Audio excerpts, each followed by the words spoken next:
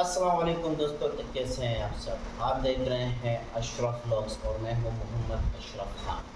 तो बिलावल भुट्टो साहब इंडिया में चले गए हैं अपनी और अपने मुल्क का और पाकिस्तानियों के नाक कटवा दी है। एक तो वो कि वहाँ जाने से पहले उनको इस बात का इल्म था कि वहाँ पर कैंपेन चल रही है कि नो पाकिस्तानी इन इंडिया। तो कितनी शर्म की बात है कि एक बंदे को पता है कि वहाँ मुझे जाने के लिए लोग इतने गुस्से में है और मुझे बिल्कुल वहाँ कबूल नहीं कर रहे, और ऐसे में एक बंदे का जाना शर्म से डूब मरने की बात है। आप वहाँ मुंह उठाकर चले गए हैं और आपके साथ जो बर्ताव किया गया है वो बहुत ही ज़बरदस्त था हमारी नज़र में, क्योंकि आपके साथ ऐसा ही होना चाहिए था। उन लोगों के साथ वो बहुत ही खुशी के साथ जो है इंडिया के वज़ीर ख़ारजा बाकी ममालिक के वज़ीर ख़ारजा के साथ बहुत हंसते मुस्कुराते खुशी के साथ मिले, और आपको ऐसे मिले जैसे आप ज़बरदस्ती आए हो। आपको बुलाया नहीं गया, ज़बरदस्ती आए हो, मुँह लटका के आपके साथ मिले हैं और तस्वीर बना के आपको जानने का इशारा किया गया कि आप जाएँ, दफ़ा हो जाएँ यहाँ से। और इसकी एक तस्वीर सोशल मीडिया पे बहुत ज़्यादा वायरल हो गई है। इंडिया वालों को जो है वो ब्रेकिंग न्यूज़ मिल गई है कि 2014 में जो है पाकिस्तान ने कहा था कि हम कभी भी इंडिया में अपना कोई वज़ीर जो है नहीं भेजेंगे, चाहे इंडिया में कुछ भी हो जाए। उसके बाद इंडिया का वज़ीर ख़ारजा का आना इस बात का सबूत है कि पाकिस्तान ने घुटने टेक दिए हैं, हार मान ली है, और अब पाकिस्तान का ये इरादा है कि काफ़ी मुल्कों से कर्ज लेने के बाद इंडिया के साथ ताउन थोड़ा बढ़ाया जाए, इंडिया के साथ दोस्ती यारी थोड़ी बढ़ाई जाए ताकि उनसे भी थोड़ा कर्ज दिया जाए। दूसरी तरफ दूसरा चैनल इंडिया का ABP न्यूज़ वो ये हेडलाइन चला रहा है कि पाकिस्तान के वज़ीर ख़ारजा इसलिए इंडिया में आए हुए हैं कि वहाँ उसको रूसी वज़ीर ख़ारजा और चाइना के वज़ीर ख़ारजा दोनों एक साथ मिल जाएंगे। हालांकि दोनों से दोनों भीख चाहिए पाकिस्तान को, और दोनों एक साथ मिल गए तो पाकिस्तान के लिए ईजी हो जाएगा भीख मांगने में कि रूस से उनको तेल चाहिए, इसी वज़ीर ख़ारजा से है बात करेंगे। चाइना से है उनको वो IMF के साथ शर्त चाहिए, इसलिए वो चाइना के साथ बात करेंगे। तो दोनों उनको एक साथ ही मिल जाएंगे, दोनों से एक साथ ही भीख मांग लेगा। वो इस तरह की बातें कर रहे हैं पाकिस्तान के ऊपर। इंडिया का वज़ीर ख़ारजा जो है वो पाकिस्तान के वज़ीर ख़ारजा के सामने ये कहता है कि पाकिस्तान एक दहशतगर्द मुल्क है, और बिलावल भुट्टो के साथ जैसे सलूक हमने किया वो इसी का हकदार है। जो सलूक हमने किया वो इसी का हकदार है, उसके साथ यही करना चाहिए। हम दहशतगर्द मुल्क के वज़ीर ख़ारजा के साथ दहशतगर्दी पे कोई बात नहीं करेंगे। पाकिस्तान दहशतगर्दों को बढ़ा चढ़ाता है हमारे ऊपर, उनको फ़ंड जारी करता है, असला फराहम करता है, उनकी मदद करता है, और हम दहशतगर्द मुल्क के साथ दहशतगर्द पे बात नहीं करेंगे। ये कहना था इंडिया के वज़ीर ख़ारजा के साथ। इंडिया का वज़ीर ख़ारजा में आपको एक बात यहाँ भी ये भी बता दूँ कि इंडिया के वज़ीर ख़ारजा का 35 साल का तजुर्बा है। वो मुख्तलिफ ममालिक में इंडिया के सफारतकार भी रह चुके हैं, हाई कमीशन भी रह चुके हैं, और भी बहुत से जो है आला दर्जों पर, सरकारी दर्जों पर उसने काम किए हैं। बिलावल भुट्टो की जो उम्र है वो 36 साल है, और इंडिया का जो वज़ीर ख़ारजा जयशंकर है उसका तजुर्बा 35 साल है। जितनी बिलावल की उम्र है उतना उसका तजुर्बा है।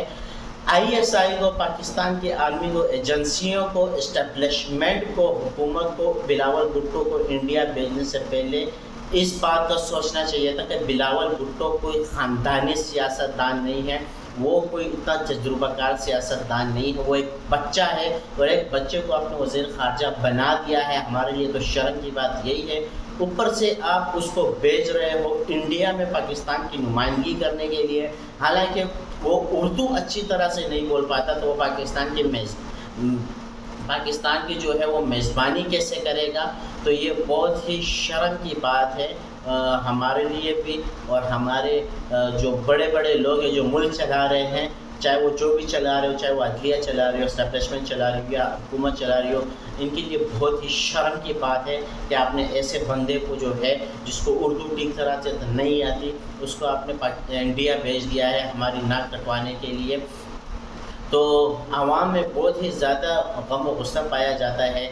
बिलावल भुट्टो का ये इरादा था कि मैं इंडिया जाकर जो है کشمیر کے اوپر بات کروں گا، 2-4 باتیں کروں گا کشمیر کے اوپر، 2-4 باتیں انڈیا کے خلاف کروں گا، تو لوگ عمران خان کو بھول جائیں گے کہ وہ ایک دلیر آدمی تھا، لوگ مجھے یاد رکھیں گے کہ بلاول بھٹو انڈیا میں جا کر اس نے یہ کام کیا۔ اور بھائی تو جس نیت سے گیا تھا انڈیا کے، جے شنکر نے تیرے سارے کرائے پہ پانی پھیر دیا ہے، تجھے ذلیل کر دیا ہے، اس کا 35 سال کا تجربہ ہے، جب تو پیدا بھی نہیں ہوا تھا تب سے وہ پاکستان انڈیا کے گورنمنٹ اداروں میں بڑے بڑے پوسٹوں پر کام کرتا رہا، جب تو پیدا بھی نہیں ہوا تھا، اور تو جا کے اس کے سامنے کھڑا ہوگا کہ میں اس کو شرمندہ کر دوں گا، انڈیا کے وزیر خارجہ کو اور انڈیا کو شرمندہ کر دوں گا، ذلیل کر دیا ہے اس نے تمہیں، اس نے تمہارے سارے کرائے پر پانی پھیر دیا ہے۔ تم چاہتے تھے کہ میں جاؤں گا 2-4 باتیں کروں گا، ہیرو بن جاؤں گا پاکستانی عوام کی نظروں میں، تو بھائی میرے ایسا نہ تو کر سکتا ہے، اور ایسا نہ کبھی تم نے کیا ہے۔ تم عمران خان نہیں ہو، تم مراد سعید نہیں ہو، تم شاہ محمود قریشی نہیں ہو، تم اسد کیسر نہیں ہو، تم بلاول زرداری جو اپنے ماں کے قاتلوں کے ساتھ حکومت کر رہا ہے، وہ کشمیر کے اوپر باتیں کرے گا کہ میں کشمیر کا حق لے کر رہوں گا۔ میری ماں، اپنی ماں کے لیے تو انصاف کرو، جس نے تمہاری ماں کو مروایا تم انہیں کے ساتھ بیٹھے ہوئے ہو، اور تم کہہ رہے ہو کہ میں کشمیر کے لیے بات کروں گا۔ کس منہ پہ بات کرو گے تم لوگ؟ اور پاکستان کی میڈیا کہہ رہی ہے کہ بلاول نے یہ کر دیا، بلاول نے وہ کر دیا، بلاول نے یہ کر دیا۔ بھائی کیا کر دیا ہے بلاول نے؟ انڈیا میں جا کے کوئی پاکستان زندہ باد کا نعرہ لگایا ہے؟ انڈیا میں جا کے کوئی انڈیا مرد آباد کے نعرہ لگایا ہے؟ انڈیا میں جا کے اس نے کیا یہ کہا کہ ہم کشمیر لے کے رہیں گے؟ انڈیا میں کیا اس نے یہ کہا کہ ہم کشمیر آزاد کر کے رہیں گے؟ انڈیا میں جا کے اس نے کوئی یہ کہا کہ کشمیر پاکستان کا حصہ ہے؟ کیا کیا ہے اس نے؟ بتاؤ مجھے کیا کیا کہ آپ لوگ کہہ رہے ہو کہ بلاول نے یہ کر دیا، بلاول نے وہ کر دیا۔ اس نے پریس کانفرنس کی ہے اور اس نے یہ کہا ہے کہ کشمیر کے ساتھ جو ہو رہا ہے وہ ٹھیک نہیں ہو رہا، اور کشمیر اس کے زیادہ حقدار ہے۔ اس نے اپنے پریس کانفرنس میں صرف یہی بات کی ہے، یہ بات نہیں کی کہ انڈیا ظلم کر رہا ہے کشمیر کے اوپر۔ بول کے تو دیکھے کہ کشمیر کے اوپر ظلم کر رہے ہیں انڈیا والے، یا یہ چلو ساری باتیں کشمیر کو سائڈ پہ رکھ دو، انڈیا کے اندر پاکستان زندہ باد کو نعرہ لگا کے دیکھیں، میں مان جاؤں آپ لوگوں کو۔ اور ہمارے یہاں سے جو دجالی میڈیا لفافے گئے ہوئے انڈیا میں کہ ہم جو بلاول بھٹو کا جو دورہ ہے اس کو کور کریں گے، اور بھائی تم لوگ سمندروں پہ جا کے، پارکوں میں جا کے تصویریں بنا رہے ہو، تم لوگ کس چیز کے لیے گئے ہو؟ تم لوگ وہاں کے جو سیاحتی مقامات ہیں اس کو پروموٹ کرنے کے لیے گئے ہو؟ کس چیز کے لیے گئے ہو تم لوگ وہاں پر؟ تم لوگ بلاول بھٹو کو کور کرنے کے لیے گئے ہو، یا وہاں ان کے سیاحتی مقامات کو کور کرنے کے لیے گئے، اس کو پروموشن کے لیے گئے، اس کو پروموٹ کرنے کے لیے گئے ہو؟ آپ لوگ سمندر پہ جا کے، پارکوں میں جا کے تصویریں بنا رہے ہو یار، یہ آپ لوگوں کا یہ کام ہے؟ آپ میڈیا والے، آپ لوگوں کا یہ کام ہے؟